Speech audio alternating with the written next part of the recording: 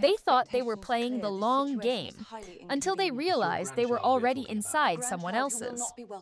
What looks like a ruthless family cutting ties is actually the trigger of a decades-old financial master plan.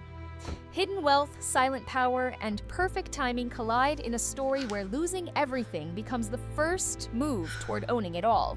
The crisp sound of a letter opener slicing through paper cut the silence. Margaret Prescott laid the document on the table, her eyes fixed downward. "One bag," she said. "Get your things and go." Claire was 8 months pregnant. She'd lived in this house for 3 years. She'd eaten at this very table each morning. Claire had trusted them completely, believing she was part of the family. She looked at her husband, who stood frozen in the archway, staring at the ground. That is when she noticed the suitcase, packed and ready by the door. They had planned this before she came home.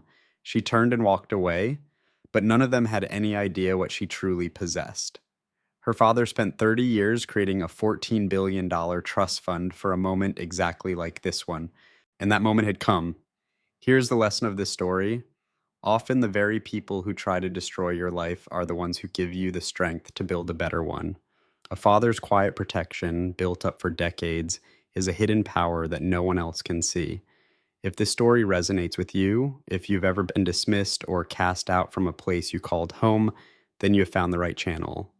Claire's story is for every person who was told they were not enough. Right before they showed the world they were everything. If you enjoy stories about people discovering their inner power, please press the like button. It may seem like a small action to you, but it provides huge support for our channel. Please leave a comment and share if you've ever discovered the real character of someone you trusted. We value your experiences and read everyone. Share this with anyone who needs a reminder of their own resilience today. And if you're new here, we are very happy to have you. Please subscribe and turn on notifications so you never miss a new story. We release one every week. You will not want to miss how this unfolds. The first thing she heard was a sharp tearing sound, a silver letter opener slicing paper, as cold and clean as the Prescott house itself. Margaret Prescott placed the letter down, avoiding eye contact. The morning light glinted off her glasses. Her posture was flawless. Her blouse did not have a single crease. Her expression was neutral, as if she were simply discarding old furniture.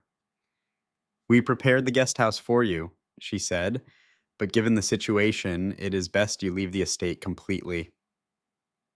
Claire Whitmore Prescott stood in the doorway of the dining room she'd used for 3 years. Her ankles were painfully swollen. Her back had been aching for 6 long weeks. She was wearing her husband's oversized sweatshirt, the only piece of clothing that still fit her. She was 8 months pregnant. At first, the words made no sense. "I'm sorry," Claire managed to say. "Could you say that again, please?" Margaret finally looked up. Her expression was not cruel. It was something far worse. It was the look of someone finalizing a long-planned business transaction. "The Prescott family has certain standards," Margaret stated, folding her hands on the table. "We should have made those standards clear when Donovan first brought you home. Our attorney has confirmed it. The prenuptial agreement is ironclad." Claire's hand instinctively went to her belly, a gesture to shield her unborn child. "I am 8 months pregnant," Claire whispered, as if she needed to remind them of this simple fact, a fact that seemed to be completely ignored. "I know, my dear," Margaret answered. "That is precisely why you need to go now, before the child arrives. It will be a cleaner process this way." Cleaner? The word struck Claire like a physical blow. She looked around the room. She saw Garrett Prescott in a nearby chair, hiding behind a newspaper. She saw the sunlight pouring through the large windows. She noticed the fine Persian rug, with deep reds and blues she'd always loved. And then she looked back towards the doorway. Donovan was still there. He had been there the entire time. He just stood silently. He was examining the pattern of the rug with great interest. He looked like a man who could not face the other people in the room. Claire pulled out her phone. She locked it, then unlocked it again and again. She desperately wanted to call his name in that special way she had, the way that always made him turn to her for the last 3 years. She had believed up until this very moment that he would always answer that call. She put her phone back in her pocket. Donovan, she said, her voice clear. He coughed and adjusted his cuff, his eyes finding a spot on the wall above her head. Claire, my mother feels that I'm carrying your child. Her statement was plain and direct. Her voice did not shake. The room fell silent. The only sound was the loud ticking of the clock on the mantel. Tick, tick, tick. Garrett rustled the page of the newspaper he was not actually reading. The car's outside to take you wherever you wish to go, Margaret said. She was already walking out of the room, considering the matter settled. I had Rosita pack some of your things. One bag. Our lawyers will take care of the rest. Just a single bag? Claire was 8 months pregnant, and her entire life was now inside one suitcase. She stood alone in the dining room for a moment longer. She was waiting, clinging to a sliver of hope that someone would object. She hoped someone would say this was not right, that she was one of them. But the silence continued. She walked toward the front entrance. The suitcase was sitting there, a black travel bag on the polished marble floor, placed next to the umbrella holder and the fresh flowers Margaret had delivered every Monday. The bag felt surprisingly heavy in her hand. She did not understand why that tiny detail was what finally made her break. It was not their cruel words, or Margaret's icy stare, or even Donovan standing there like a complete stranger. It was the weight of that bag that told her the entire truth. It had been packed with thought and care. This was not a rash decision, it was a calculated plan. She picked up the handle and walked out the front door. A black car with tinted windows was idling in the driveway. The driver was a stranger. They had thought of that too, making sure there would be no familiar face for comfort. She climbed into the back seat and the door closed firmly behind her. Through the dark glass, she looked at the front of the Prescott mansion. She stared for a long, silent time. The door did not open again. No one came after her. She took out her phone and dialed the only person she could trust. Renee answered on the first ring. Hey, you. Renee's voice sounded bright and normal, like any other Thursday. Renee, Claire's voice broke. I really need your help. The sound of her voice explained everything. A brief pause followed. Where are you? Renee asked. I'm in a car. They arranged it. Claire pressed her hand to the cool glass of the window. They just threw me out. Another moment of silence, then Renee's voice returned, now very calm and measured. It was the voice she used when she was extremely angry. Claire, are you all right? I don't know, Claire admitted. I am on my way to you. Stay on the line. Claire held the phone tightly to her ear. She watched the Prescott estate vanish behind tall, manicured hedges. In the rearview mirror, the main gate swung shut. She placed a hand on her stomach. The baby kicked 3 times, hard. I know, Claire thought. I hear you, little one. She kept her palm pressed against the spot where her baby moved. She did not shed a tear. It was not the right time for crying. A feeling was rising inside her that was much faster than grief. Grief is slow. Grief needs time to sink in.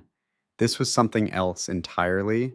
This was the feeling of your world breaking into a million pieces while you're still trying to hold them. She thought back to the morning she discovered she was pregnant. She was sitting on the bathroom floor, holding the positive test, feeling a mix of fear and joy. Donovan had found her like that. He knelt on the floor next to her. He had said, Claire, this is the best thing that has ever happened to us. And she had believed him.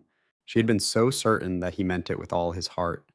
Renee was still on the line. Claire could hear the steady, reassuring tone of her friend's voice. She focused on that sound, clinging to it like a handrail during an earthquake. All right, Renee was saying, listen to what we are going to do. You're coming straight to my apartment.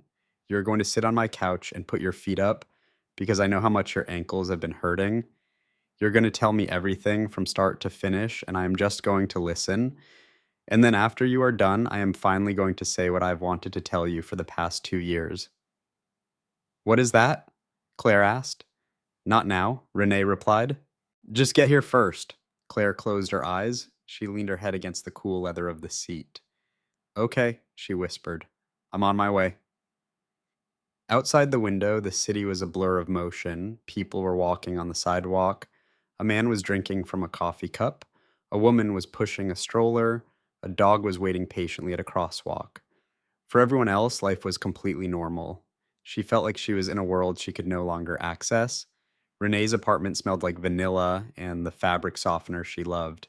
It was cozy, warm, and every table was covered with something: a book, a small plant, a framed photo, a half full coffee cup. This was a real home, a place where someone actually lived, not a museum. Claire sank into the couch, her feet already propped on the footstool Renee had pushed in front of her. From the kitchen, Claire could hear her friend getting things ready, filling the tea kettle and taking out 2 mugs. She was keeping her hands occupied before she said what she was truly thinking. Claire knew Renee that well. They had been best friends since their first year of college. She understood exactly what those quiet movements in the kitchen meant. "How long has his mother disliked you?" Renee asked. Her voice was even. "She does not dislike me," Claire started to say, but then she paused, picturing the scene at dinner. Margaret's carefully folded hands. "She does not dislike me. To them, I was invisible. I was just the girl Donovan brought home from the wrong side of town. You were from Connecticut, but not the wealthy part of Connecticut." Renee came back holding 2 mugs. She placed one in front of Claire and then settled into an armchair, looking right at her. It was one of the things Claire loved most about her friend. "So what did Donovan say?" Renee asked, as Claire cupped her hands around the warm mug. The gentle heat soaked into her skin. "Nothing," she replied.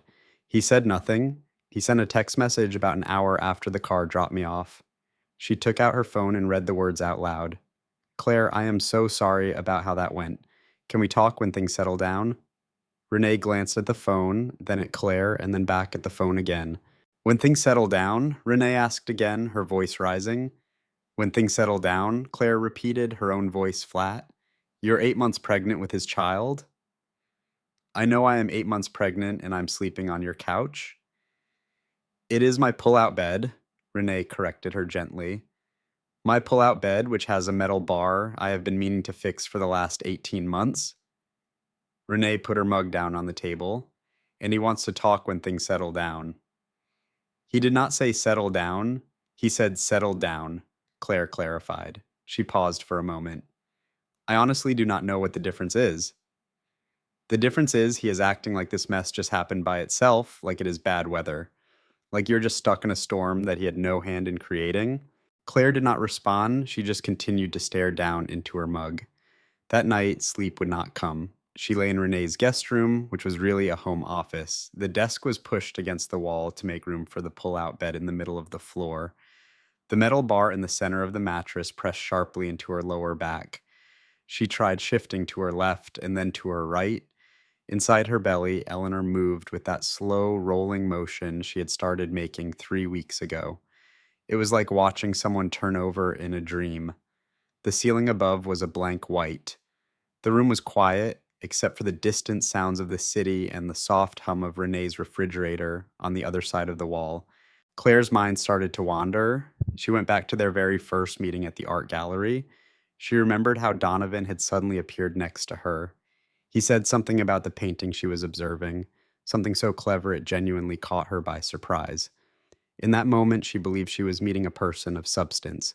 She thought she was meeting someone who could see things for what they really were. She sifted through 3 years of memories, like the Christmas Eve when his mother Margaret criticized her cooking. Donovan had laughed along with her. It was a small laugh. Claire had convinced herself it meant nothing. Or the charity gala where Margaret introduced her to people as Donovan's wife, but with a long, strange pause before saying the word wife. Claire told herself that was just Margaret's unusual way of speaking. She remembered the conversation from 6 months ago. Margaret had gently suggested that a woman with Claire's kind of background might find motherhood to be an enormous challenge. She had dismissed it as nothing. For 3 years, she'd been telling herself that everything was nothing. Oh God, she thought, I was such a fool. The warning signs were all there. Every single one of them had been right in front of her face, and she had simply made the choice not to see them, because seeing them would have forced her to do something about it.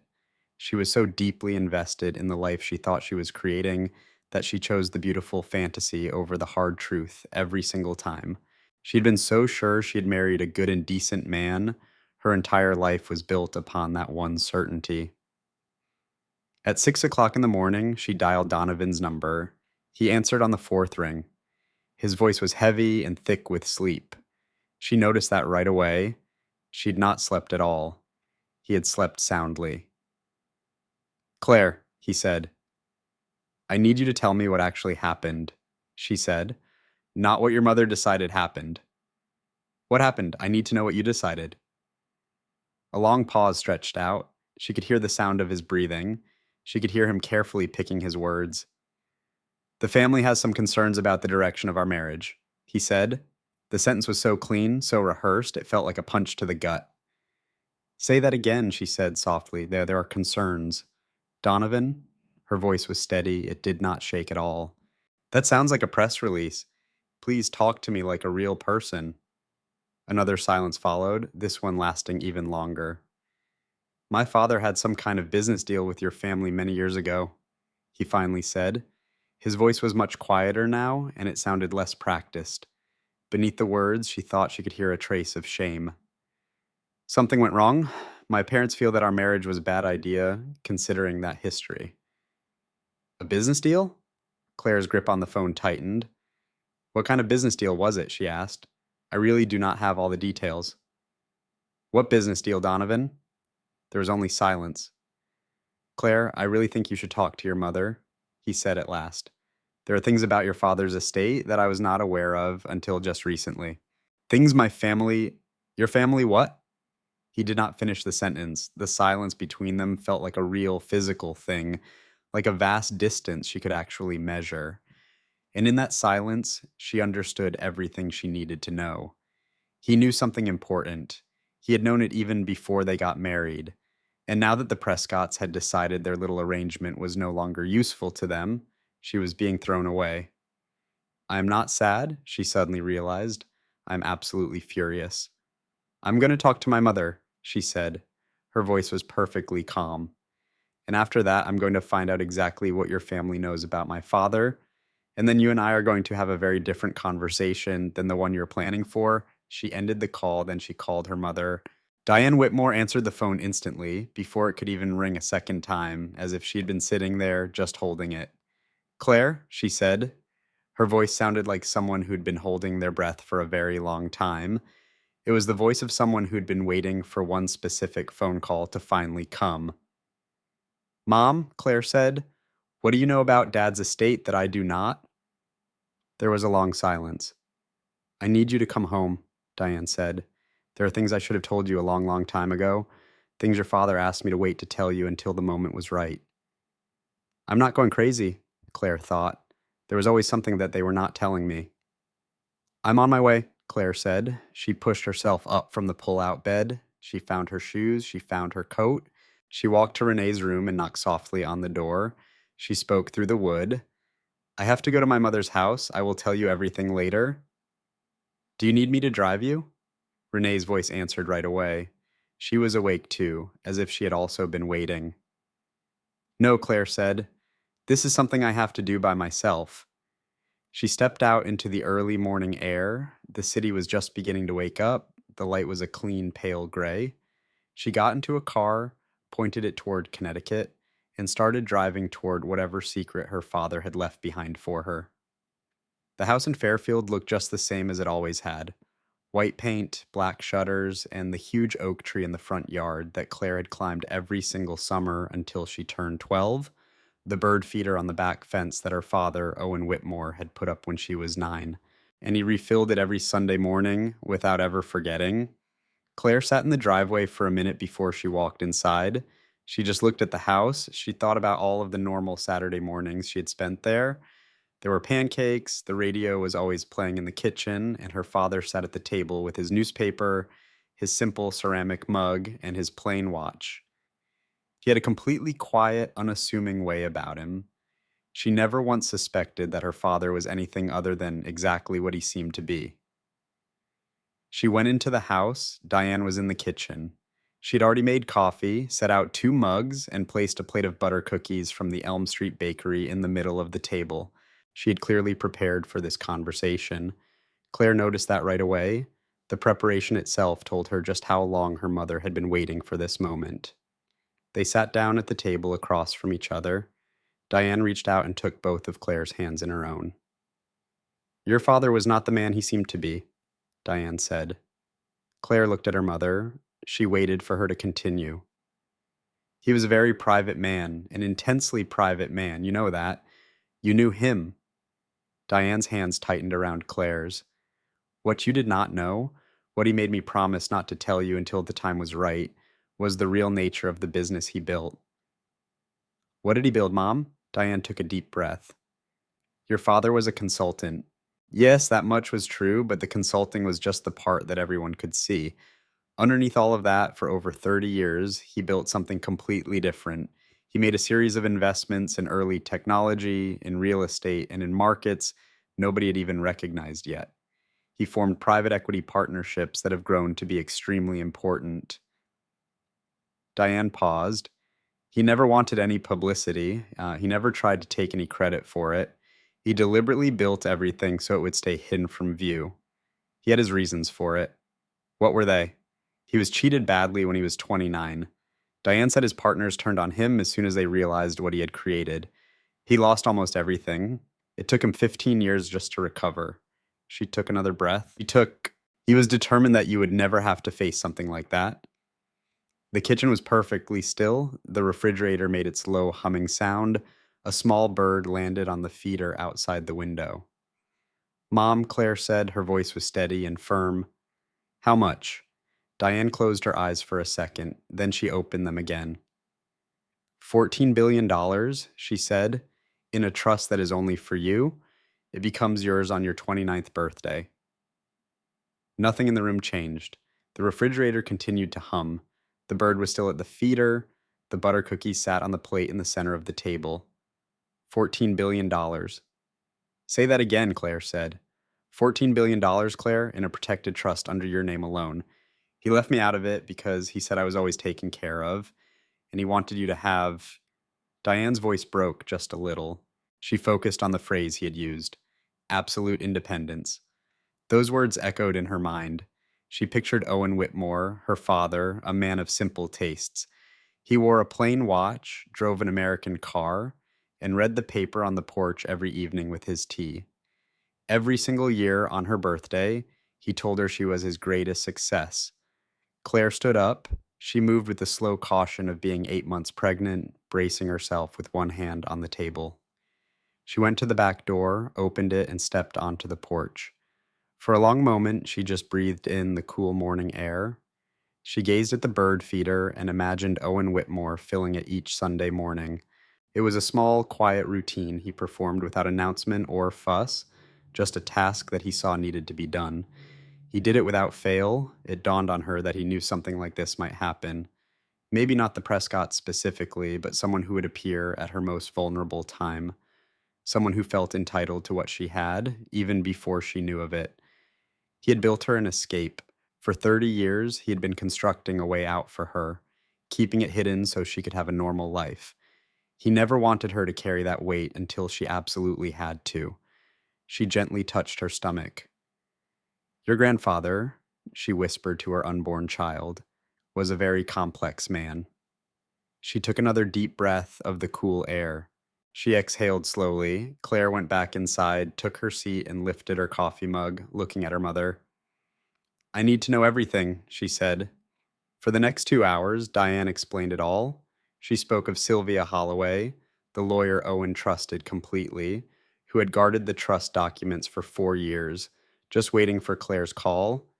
She described the trust's careful construction and how Owen had anticipated and blocked every possible loophole.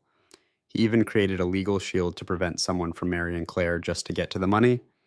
Diane explained the trust would become hers and hers alone on her 29th birthday, which was only 6 weeks away. Then memories started to flood her mind, sharp and unwelcome, the way they do when new facts reshape your past. She recalled the first time Donovan's family asked about her own. She remembered Margaret's soft questions about Owen's work, and how strangely pleased Margaret looked when Claire mentioned her father was gone. She thought of Garrett Prescott asking her at dinner once, so casually, if she kept in touch with her father's business associates. And she remembered Donovan ending a phone call abruptly when she walked in, saying it was just his father's contacts when she had asked. Just his father's contacts. None of it had seemed important at the time. She had not given any of it a second thought. Mom, she said, choosing her words with care, did the Prescotts have any idea about this trust? Her mother's expression was answer enough. Sylvia is certain they did, Diane said quietly. We have proof that someone was trying to access your father's estate records about 4.5 years ago. That was before you and Donovan had even met. 4.5 years? Before he approached her at that art gallery. He had not fallen in love with her at an exhibition. He had been sent to find her. She was more than this. The realization hit her, not with anger or tears, but with cold, hard certainty. She was worth more than this, and her father had known it. He had spent 30 years making sure that when a day like this arrived, she would have everything she needed to walk away with her head held high. I need to speak with Sylvia Holloway, Claire stated. Her voice was steady and calm. It was the kind of calm that comes from absolute, unshakable clarity. She's been waiting for your call, Diane said, for 4 years. Sylvia Holloway's office was not at all what Claire had expected. She had imagined a grand building for a $14 billion trust. She pictured marble floors, a receptionist with a headset, and walls covered in expensive degrees. Instead, Sylvia's office was located in a Hartford brownstone. It was 3 steps up from the sidewalk, with a brass knocker on a dark green door. The inside it was filled with dark wood, shelves of books, and the comforting smell of coffee and old paper. The quietness was special, the kind you find in a place where serious, important work is done without any need for showing off. Sylvia was 62 years old, with silver hair and wearing a navy blue suit. She possessed the quiet confidence of someone who has kept a monumental secret for a very long time and has learned to carry its weight. She rose as Claire came in, and she looked at her with an expression Claire couldn't identify at first. Then she understood. It was relief. You have his eyes, Sylvia said. They both sat down. Tea was offered, but they both said no. Claire put her hands on the desk and said simply, I need you to tell me everything. And so Sylvia began. Owen Whitmore started building his fortune in his mid-30s, 15 years after a betrayal nearly destroyed him. He operated with extreme quiet and care, identifying tech investments before others and buying up property in markets people were ignoring. He formed private partnerships with such complex structures that they were almost impossible to follow unless you knew exactly where to look. Sylvia explained he was not merely lucky, he was incredibly patient and had a gift for seeing opportunities no one else did. He understood how markets worked on a deep level, and he was perfectly willing to wait 10 years for a strategy to pay off. Why didn't he ever tell me anything? Claire asked. For 2 reasons, Sylvia said, folding her hands on the desk. First, he never wanted that knowledge to change the person you became. He wanted you to build your own life, your own sense of self. He was worried that knowing about the money would make you too cautious to take the risks that help a person grow. She paused for a moment. Second, he was afraid of a situation just like this one. He knew that if people were aware of the money when you were young, you would immediately become a target. He was right, Claire thought. He was completely right. The Prescotts, she said. We can't prove it was them, Sylvia said carefully, but we do have records of inquiries from a law firm connected to Prescott Holdings that was trying to find your father's estate. Those inquiries were made about 4.5 years ago. She slid a folder open. That was roughly 6 months before Donovan Prescott attended the gallery opening where he first met you. The room fell silent. He was never in love with me, Claire knew. I was a business transaction. The thought was just a cold, hard fact. What does the trust document say about marriage? She asked. Sylvia flipped a page. The trust becomes yours and only yours on your 29th birthday, regardless of your marital status. If you're married at the time of the transfer, your spouse has absolutely no legal claim to any of the assets. Your father was very firm on that. He had 3 separate lawyers review the language to make sure it was perfect. He anticipated a man like Donovan. He prepared for exactly this scenario. Yes, Sylvia paused. Your father was a man who was deceived once, and he spent the rest of his life ensuring it could never happen again. Not to him and not to you. Claire looked down at the folder, then back up at Sylvia. What else is there? She asked. I feel like there's something more. A small smile touched Sylvia's lips. You are so much like him. He always knew when I was holding something back, too. She opened a second folder, much thicker than the first. Your father didn't just leave you money, Sylvia said. He left you power. She turned the folder around and pushed it across the desk. Claire saw the document on top. She read it through one time, then she read it a second time. He owned a piece of Prescott Holdings, she said, her voice flat with shock. 19%, Sylvia confirmed. Acquired quietly over 11 years through 3 different shell companies. He began buying about 2 years after the business deal that ruined him, which we now believe was orchestrated in part by Garrett Prescott's former investment firm. Claire needed a second to absorb that. The Prescotts had destroyed her father when he was 29 years old. He had lost everything. He spent 15 years rebuilding, and then telling no one he spent the next 11 years buying his way into their own company. He was playing a 30-year game. He never announced the score because only the final result mattered. With a 19% stake, Claire said slowly, I get a seat on the Prescott board. Sylvia nodded. Their board is set to reorganize next month. I've already spoken with 2 other minority shareholders who are extremely dissatisfied with the current Prescott leadership. With your 19%, the 3 of you will have a 41% share. 41%. That was enough to force a review of the company's leadership. It was enough to create real change and to show the Prescott family that they had made a very serious error. The Prescotts had not only failed to take what was Claire Whitmore's, they had accidentally given her the very power to take over their own company. At Renee's apartment that night, Claire was too energized to sit still. The dining table was too small, so she spread all of Sylvia's papers across the kitchen floor. She organized them first by date, then by asset type, and then by company name. Renee sat on the couch, eating a bowl of cereal and just staring at her in complete amazement. Your dad owned part of this app, Renee said, pointing at a paper. The one I use every day. And this media company, and 3 hotels in Colorado, and a shipping company in Ohio. Renee set her cereal bowl down. Claire, I never knew your father was... I know, Renee. It was 2:17 in the morning. Claire's lower back was aching. Here she was, 8 months pregnant, sitting on a kitchen floor, discovering the secret financial empire of a man who drove an American car, wore a simple watch, and filled a bird feeder every Sunday. A laugh suddenly bubbled up inside her. She couldn't hold it back. It felt like it came from a deep, hidden place, a laugh that had been suppressed for a very long time. Renee looked over at her, concerned. Are you having some kind of breakdown? I'm not sure, Claire replied. Maybe this is a breakthrough. She looked down at the documents laid out like a map before her. $14 billion, 19% of Prescott Holdings, a trust that was designed to be virtually unbreakable, and her birthday was just 6 weeks away. I just have to hold on until then, she whispered to herself. I have to survive this. The Prescotts moved more quickly than Claire expected. Just 3 days after she met with Sylvia, a legal notice came from Donovan's attorney. It was a request to annul their marriage.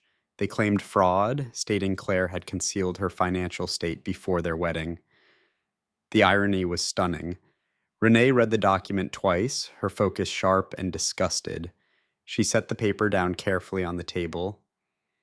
They're accusing you of fraud. Yes, Claire answered.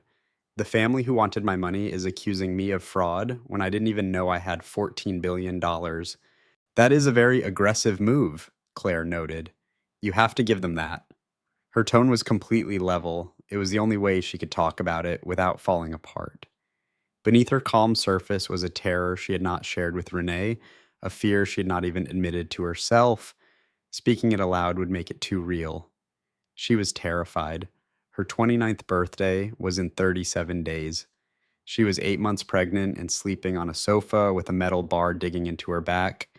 She had a trust she could not touch, an attorney she barely knew, and a husband who met news of her pregnancy and homelessness with a lawsuit. She went into the bathroom, drew a bath, and soaked for 40 minutes. She did not wash her hair or do anything useful. She simply sat in the warm water, her round belly rising above the surface, and breathed. I am my father's daughter, she thought. He lost everything at 29. He started over. He spent 30 years building something so secure that no one could ever touch it. I am 37 days from turning 29. I just need to hold on. The baby shifted with a slow, rolling motion. I know, Claire whispered. We will be okay. She said it with more certainty than she felt, but she said the words. Wrapped in a towel on the cold tile floor, she dialed Sylvia. They have filed to annul the marriage, she said. They are claiming it was fraud. I thought they would, Sylvia said. Her voice was perfectly steady. Claire was beginning to rely on this about Sylvia. She always stayed calm in situations meant to create panic. An annulment actually simplifies the trust transfer, and it removes any claims they could make on marital assets. But they say I committed fraud? Yes, but that will fail.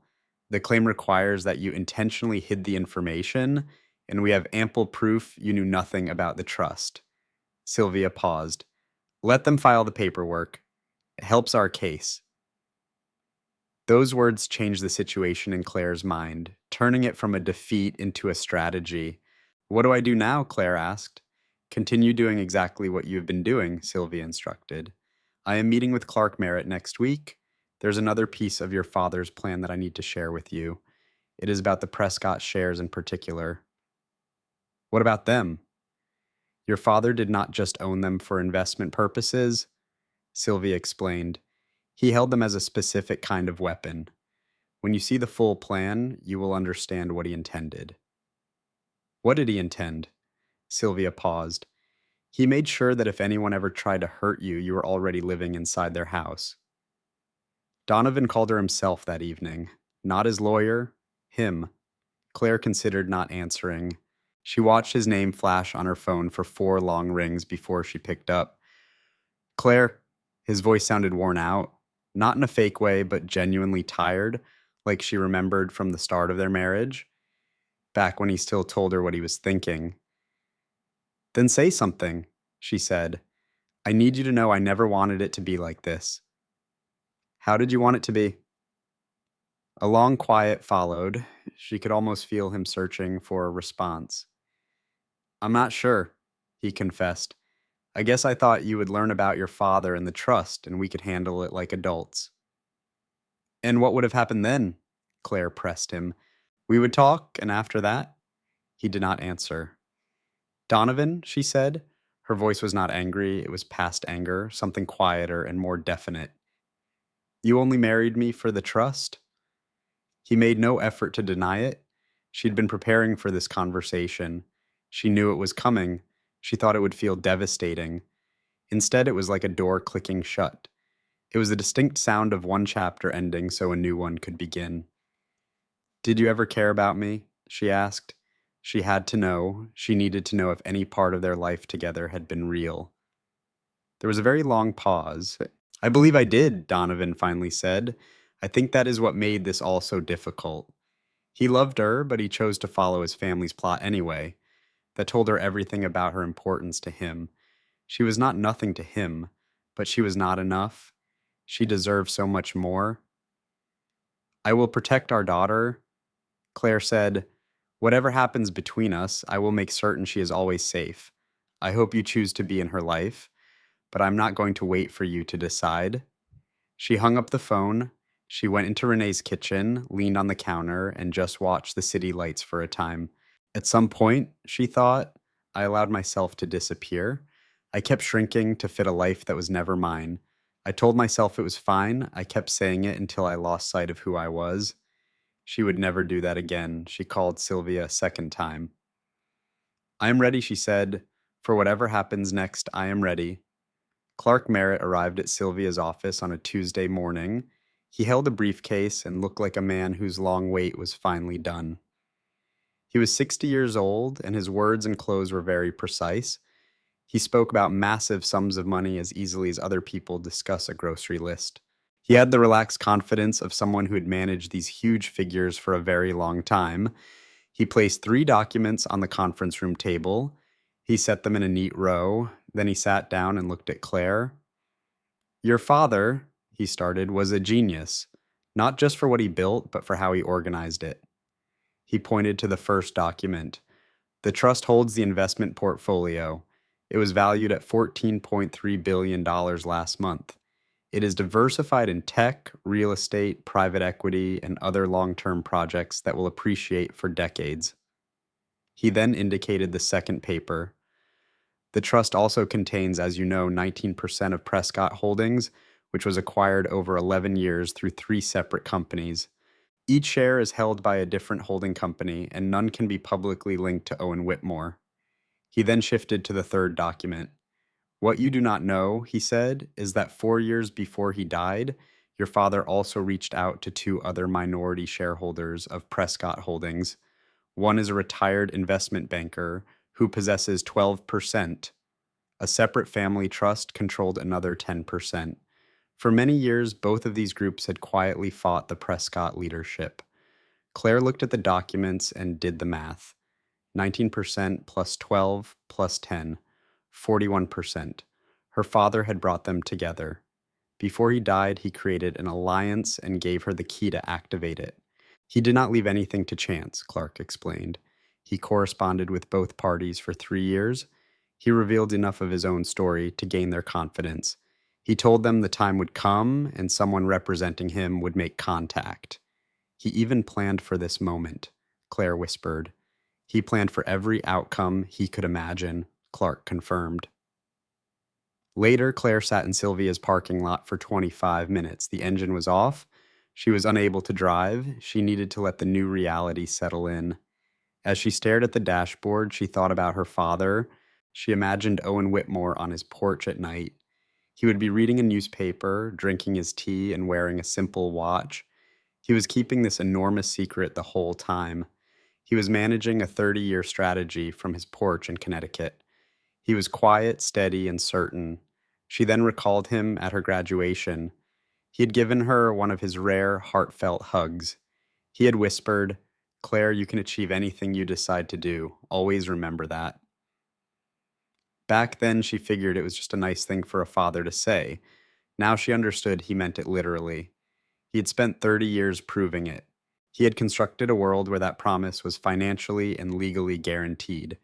She called her mother. "Did you know about the shares in Prescott?" Claire asked. "No," Diane said. "Sylvia informed me this morning. I've been out in the garden ever since." They both laughed a little, the kind of laugh that fights back tears. It was a laugh between 2 people mourning the same man. "He was amazing," Claire said. "He certainly was," Diane answered, her voice soft. "He loved you so much, Claire. Everything he ever created, he did it for you."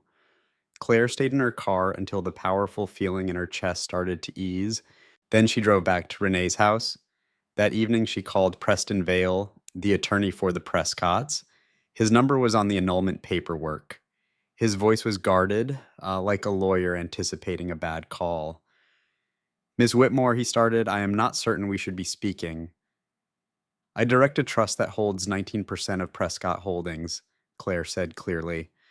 "I have also been in touch with 2 other shareholders. Between us, we control 41% of the company. You should probably tell your clients that before the board meeting next month."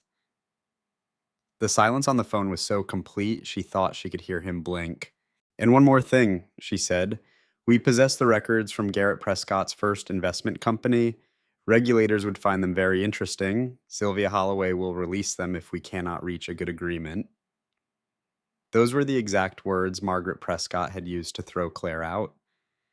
"I need to speak with the family," Preston said. "Please do," Claire answered. "You have 48 hours. She then ended the call. In the quiet kitchen, she felt like herself for the first time since she had left the Prescott estate. Starting over finally seemed possible. A fresh start was exactly what she needed. Staying there was the mistake. She just had not seen it. 3 weeks before her birthday, Annesley Prescott phoned her. Claire was hesitant to answer, but Annesley had never treated her badly. She was not an ally, but she was not unkind. Claire took the call. "I found out about my mother," Annesley said directly. "I just want to say that I believe it was wrong." "Why are you telling me this?" Claire wondered. There was a pause. "Because I've seen my mother behave this way my whole life and never spoke up. She sent you away pregnant, and I am. Her voice trailed off. I'm ashamed of my family. The words sounded difficult for her to say. Thank you, Claire said. That means a lot to me. Annesley offered to help with the baby, and Claire promised to keep her in mind. She later told Renee, who remarked, I never did get what you saw in them. I understood the attraction, of course. But I never trusted it. So why did you not tell me? You were happy, Renee said simply. At least you appeared to be. I did not want to be the one to spoil it for you. Claire considered that for a moment. I think I knew deep down, she confessed. Something felt wrong. I saw the warning signs but chose to ignore them. Yes, Renee nodded. We've all been there. The hardest part is admitting I knew all along, Claire said. Renee gently put a hand on hers and said nothing, which was the perfect response. Life fell into a new rhythm. Mornings meant coffee with Renee, afternoons were for calls with Sylvia, and evenings were for slow walks around the neighborhood. Eleanor made every single step a careful journey. Claire pored over the documents from Clark. She started to grasp what her father had built. She studied every company, every partnership, and every investment. She was learning about her inheritance as a landscape, not just a number. She was following her father's path. She was preparing. The night she went into labor, she was eating crackers on Renee's sofa. For 3 days, nothing else had sounded good. The television was playing, but she was staring at a photograph on a shelf. It was from their first year in college. They were at some forgotten party, laughing about something she could not remember. They seemed so young and without a worry. I was not afraid then because I did not know what was ahead. Now I know and I'm still here. That is a kind of win. And then she felt the first contraction. It was 3:47 in the morning. She looked down, then at the television, and then at the box of crackers. Renee, she said in a low voice. Renee did not stir. Renee, she called, a bit louder this time. She heard Renee shoot up in her bed. What is it? What is happening? I think it is time to go, Claire announced. The next 20 minutes were a controlled chaos they had prepared for, but it still felt like a shock.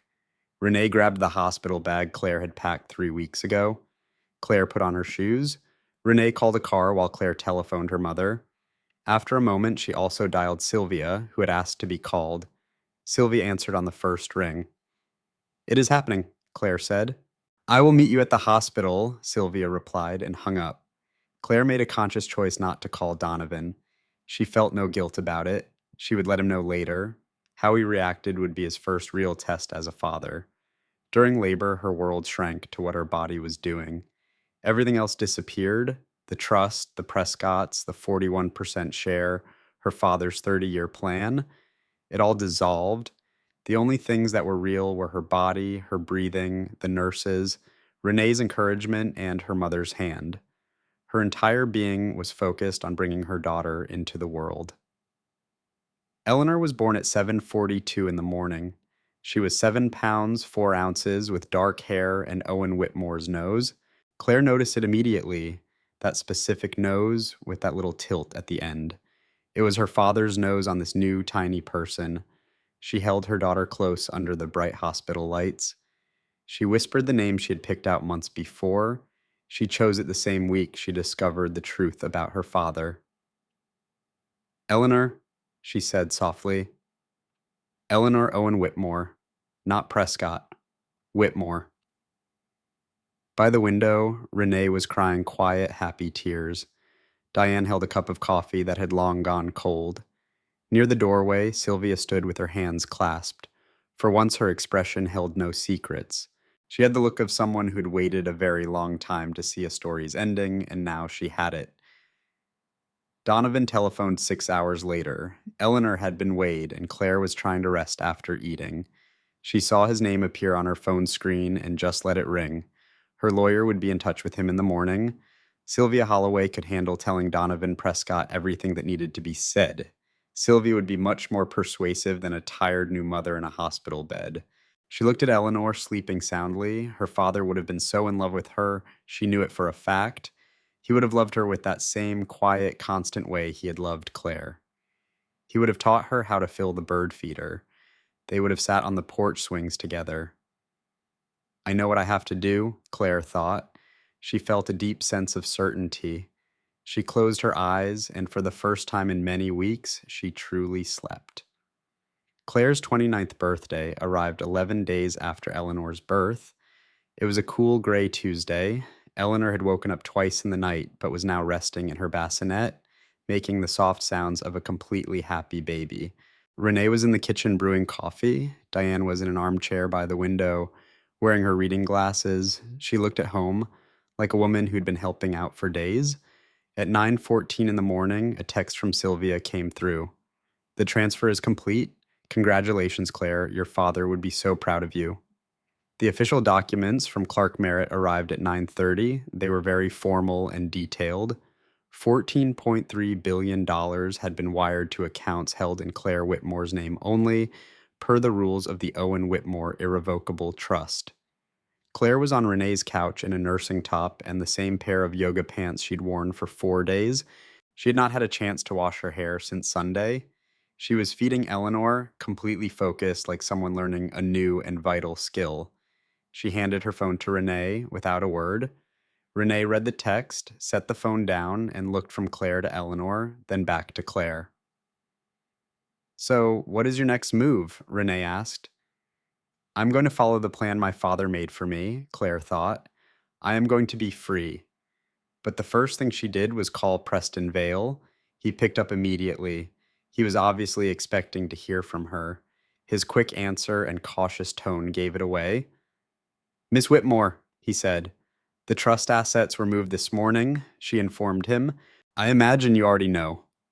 "Yes, in that case, I believe we can discuss the terms I've prepared." She'd been planning these terms for days. She had gone over them with Sylvia. She perfected them until they were exactly what was needed, with nothing more. She was not looking for revenge. She was not trying to inflict the most pain possible. Her only concerns were Eleanor's future, a clean separation, and to be done with the Prescott family for good. "The annulment can proceed without any opposition from me," she stated. "I have no desire to fight it. What I want in exchange is simple. I will have full legal custody of Eleanor, and Donovan can have fair visitation if he decides to actually be a father. A trust will be created for Eleanor as part of the deal, paid for by Prescott Holdings. Sylvia Holloway will give you the details. I also need a complete record of our shared assets during the marriage and a binding non-disparagement agreement signed by every single Prescott." She took a breath. "If you agree, I will not forward the regulatory files Sylvia Holloway has on Garrett Prescott's first businesses to the government. I will also not use my new position as a shareholder to force an emergency review of the board next month." There was dead silence on the other end of the phone. "I must consult with my clients," Preston finally managed to say. "Of course," Claire said. "You have 48 hours. Sylvia will send the official proposal within the hour." She hung up and smiled at Eleanor, who had finished her milk and was now staring up at her, taking in the world with wide, newborn eyes. "Your grandfather would have approved," Claire whispered. "He was always a very efficient man." Preston Vale called back in 36 hours, not the full 48. They were more desperate to settle than she thought, which meant the files were even worse than she imagined. Every one of her conditions was met. On a Thursday morning in Sylvia's office, she signed the final papers. Sylvia watched from across the desk, with Clark Merritt beside her as a witness. Her daughter Eleanor was in her carrier, looking around with wide, curious eyes. After the last signature, Sylvia met her gaze. She said, "Your father tried to plan for everything, but I think he would say you handled this better than he ever could have dreamed." Claire stared at the signed documents. She pictured Owen on his porch with his simple watch, the bird feeder, and his 30 years of patient, steady work. "He got this started," Claire answered. "All I did was finish it." She lifted Eleanor's carrier and stood. For the first time in months, she felt a sense of lightness. It was not because a weight was lifted. It was because everything was finally in balance, exactly as it should be. She stepped out into the Tuesday afternoon air. The sky was gray and the air was warm. It was one of those days that seems perfectly normal, but is anything but. She had $14 billion of finished settlement, a daughter named Eleanor Owen Whitmore, and no duties other than what she decided to do next. She stood on the pavement and took a deep breath. Her father had left her with true independence. It was not just a concept, but a legal and permanent reality. She intended to use it fully. The meeting at Prescott Holdings was on a Tuesday, 10 days after the settlement was complete. Claire herself had requested it. She had no legal reason to be there. The fight was over. She could have simply taken the money and never looked back. But she asked for the meeting to do something her lawyers could not. This was not about strategy or gaining an advantage. This was personal. She went alone. She wore a dark navy blazer she had purchased the week before. She paired the blazer with a plain white shirt. The bag she carried was one she had owned for a long time. It was a simple, practical bag that was very much her style. On her wrist, she wore Owen Whitmore's modest watch. Her mother had discovered it in one of his boxes and mailed it the week Eleanor was born. It was a perfect fit on Claire's wrist, as though it was always meant for her. She was not sure why that detail felt so important. She only knew that wearing it made her feel like he was right there with her. The lobby at Prescott Holdings was just like the family. It featured marble floors, soaring ceilings, and art selected to make a statement about its owners. She rode the elevator up to the 14th floor. The boardroom was dominated by a long table and windows that overlooked the city. Margaret Prescott sat at the far end of the table. Garrett was at her left hand. Donovan was seated a little behind them, like someone who was told to show up but not to speak. Ainsley was not present. She had sent a text to Claire that morning. "I will not be there. It's better for both of us this way. Good luck." Claire had texted back, "Thank you for calling me. That meant a lot." Claire walked over to the table. She chose the chair right across from Margaret in the very center. She took her seat. Margaret studied her, and her expression changed just slightly, but noticeably. This was not the same Claire who had stood in their dining room, hand on her belly, as they told her she was being thrown out. This was a new woman. This was a person Margaret was seeing clearly for the first time. "I appreciate you all meeting with me," Claire began. "Of course," Margaret replied, with the stiff politeness of someone who had no other option. "I want to say one thing," Claire continued, "before we discuss any last details." She turned her eyes to Donovan. He looked back. For the very first time during this whole ordeal, he actually met her gaze. She had wondered what this moment would feel like. The feeling was much simpler than she had imagined. It felt like pity. It was not pity for what he did to her, but for the decision he had made. She pitied the kind of life he would have in a family that shaped him into a man who could marry for money, then just stand by and watch his wife walk away. "I want Eleanor to have a father if he decides to be one," Claire stated. "I will not say bad things about the Prescott family to her. She can see her father's family when she's old enough if she wants. I'm telling you this so you will know that what I did was never about getting even." She took a breath. "My father was cheated out of his work as a young man. He could have let revenge consume him, but he did not. He chose to build something instead. He built it so well that in the end, what they did to him did not matter anymore. What he created on his own made the old wounds irrelevant." She looked straight at Garrett Prescott. "That is exactly what I plan to do," she told him. Garrett Prescott stared at her as though he was just now truly understanding her. A new expression was on his face.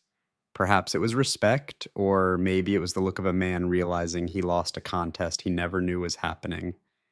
Margaret spoke. "Your father was a very impressive man." "Yes," Claire agreed, "he was." "He was smarter than us," Margaret said. Her voice was flat, simply stating a fact she had accepted. "Yes," Claire said again, "he was." A moment of silence passed. "You are a lot like him," Margaret observed. It was not a warm compliment, but it was sincere. It was the most sincere thing Margaret Prescott had said to her in 3 years. "Thank you," Claire said. "I will accept that." She pushed her chair back and stood up. She shook Garrett's extended hand. She gave a nod to Margaret. She looked at Donovan one final time. "Be good to her," she said to him, her voice even. "When you feel ready." She picked up her bag and walked toward the elevator, pushing the button for the main floor. When the doors slid shut, she was finally by herself. She exhaled a long breath she felt she had been holding for months. the cool metal of her father's watch a steady presence on her skin. She gently ran her fingers over the watch face. "Thank you," she whispered, "for all of it." The elevator doors opened onto the bustling city, and she walked into her new beginning. 6 weeks after her daughter was born, Claire bought a house. She had enough money to buy a mansion, and she was aware of it. It felt like an option she just decided not to take. She had $14 billion dollars and a kind of freedom very few people ever experience. This freedom was not just a thought, it was real, tangible, and hers alone. She chose a white colonial house in Connecticut. It sat on a quiet street with a garden in the back and an old fence that needed some repair. The porch faced west, perfect for watching the afternoon sun, just like she had pictured for the last 6 weeks since deciding on a fresh start. She bought the house specifically for that porch. She started moving in on a Thursday. Her mother came by that evening to help her make the bed and organize the kitchen. They talked easily while they worked, sharing a comfortable silence as much as they shared words. Eleanor was sleeping soundly in her carrier, set in the center of the kitchen floor. They moved around her as if she were a small, bright star. On Saturday, Renee came over with a nice bottle of wine for herself and some excellent coffee for Claire. She also carried a houseplant that was promised to be unkillable. "You cannot get rid of this one," Renee said, setting it on the kitchen counter. "I did my research. I had it confirmed by several sources." Claire couldn't help but smile. "I did kill the last one, you know." "I am well aware," Renee said. "That is exactly why I did my research." They relaxed on the back porch in the pleasant afternoon weather. Renee enjoyed her wine, Claire had her coffee, and Eleanor napped on her mother's chest. They talked about small things and big things, the way they had done since they were 18 years old. Ainsley Prescott stopped by on Sunday afternoon. She was nervously holding a gift for Eleanor, wrapped in yellow paper. She seemed to expect that Claire might not let her in. Claire swung the door open. "Please come in," she said with a genuine smile. "I just made fresh coffee." Ainsley seemed to relax a little, like someone who had been bracing for rejection. "Thank you," she said quietly. They sat together in the living room, which was still full of unpacked boxes. Claire knew that this friendship would likely take time to develop, requiring a lot of care, but she had an abundance of patience now, and that felt good.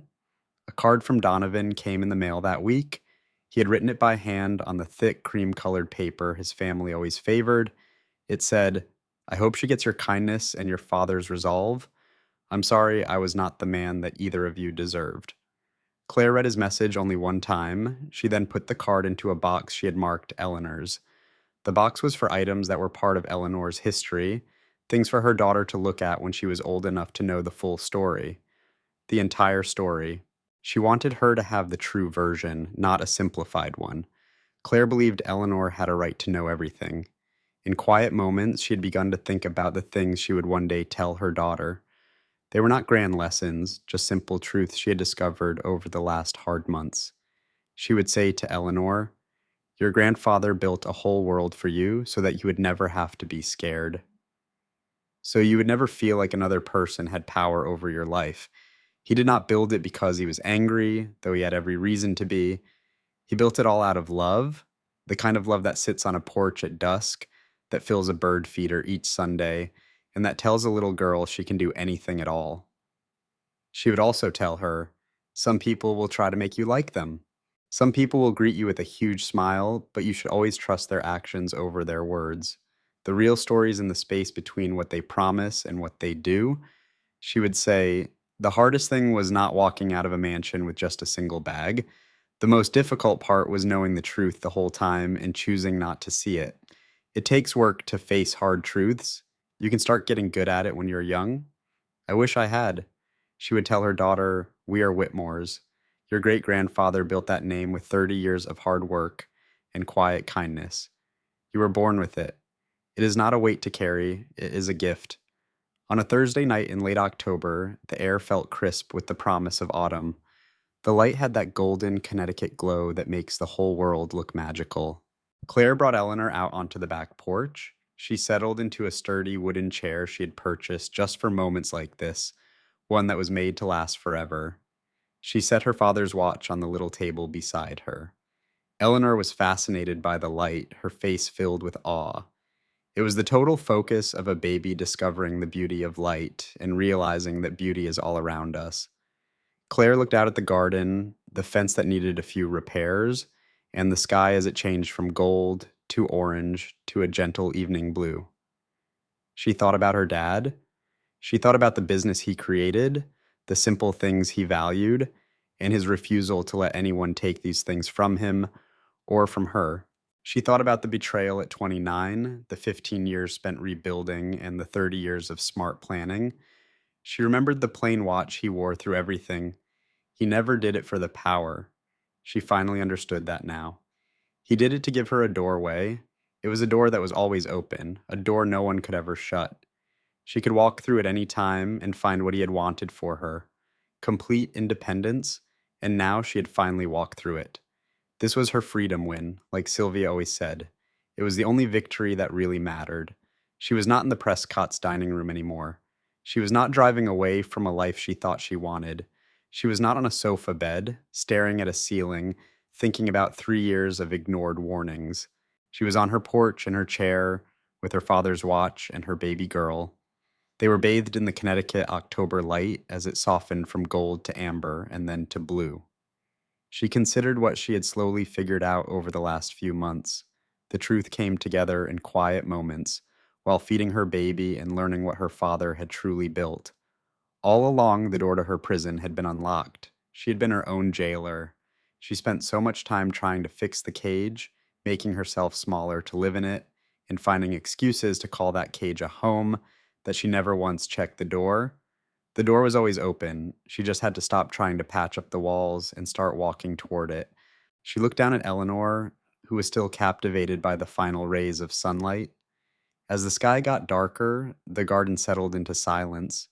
It was that peaceful moment her father had always loved best, that quiet space between the end of one thing and the start of another. Your grandfather adored this time of night, Claire said softly. He would sit in this very spot and just watch the colors change. Just this, nothing more was necessary. Eleanor made a little questioning noise. I believe he understood something I am only now beginning to learn, Claire went on. The small, ordinary moments are not just the pauses between the big events. They're the big events. The porch at dusk, the bird feeder on a Sunday, this simple watch. She reached for her father's watch on the table, feeling its weight in her hands. It was simple and honest, a watch that did its job perfectly and asked for nothing. She placed it back on the table. He would have adored you, she whispered to Eleanor. He would have loved you beyond words. She said it without the sharp ache she had held onto for so long. It was not said without love. In fact, she said it with so much love, there was simply no room left for the ache. There was only love, the evening sky, and a new beginning with a story yet to be written. We're going to be okay, she said. This was different from when she said it in Renee's bathroom, trying to make herself believe it. This time, she said it because it was true. All the evidence was there. Her father had worked for 30 years to make sure that statement was true. She had spent the last several months proving it to herself, and the proof was solid. We were going to be better than okay. The light was gone now. The sky shifted from blue to the soft, deep black of night. The first few stars appeared. Eleanor was asleep on her mother's chest, a warm and comforting presence. Claire stayed on the porch. She had $14 billion, a legal victory, and a daughter named Eleanor Owen Whitmore. She had a white house in Connecticut with a porch that looked west. She had a best friend who came over with coffee on Saturdays. She had a mother who lived nearby and called her every morning. She had a lawyer who protected her father's trust for 4 years without ever wavering. She had a fresh start with no one else writing the ending for her. And for the first time she could recall, she felt a calm and profound certainty that she was exactly where she was supposed to be, not because someone else decided for her, but because she had chosen it. She had finally walked through the door her father spent 30 years building for her. She was on the other side, with her whole life in front of her, and she needed no one's permission to live it. As the night settled in, she stayed right there. Owen Whitmore's daughter sat on her own porch, her sleeping baby on her chest, feeling perfectly free, right where she chose to be. A brief message, Our team has poured our hearts into creating these stories to share valuable lessons and true emotion with you. We have worked on every part of this story to bring you hope, to let you know your feelings are valid, and to remind you that your story is not over. No matter what you are facing,